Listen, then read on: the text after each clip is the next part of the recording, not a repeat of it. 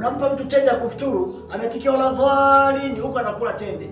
Hawajafundishwa. Sasa tokeni tuje tuwafundishe watu huku. Ustadhi akija kama huyu hapati mfadhili. Tunatakiwa mfadhili jamani. Watu waanze kuchanga hela kwa ajili ya kupeleka madai vijijini. Waislamu waanzeni kuchanga hela kwa ajili ya Ramadhani, kupeleka madai vijijini, watu wafundishwe dini yao. Hebu zindukeni, wallahi Allah atawauliza. Mimi nasema ya kwa hasira kwa sababu yananiuma. Natoka ndio maana nayaona haya. Sasa nanyi tokeni myaone haya. Basi kama mtoki, toeni hela, andaeni. Kila mtu aseme mimi natoa 200,000 Ramadhani, peleka kijiji kimoja ustadhi. Mimi natoa 300,000, peleka ustadhi mmoja kijiji fulani. Peleka ustadhi kijiji fulani. Mmekaa tu huko, lakini basi dai keki ya 500,000, 50,000, mbuzi sio wa fari.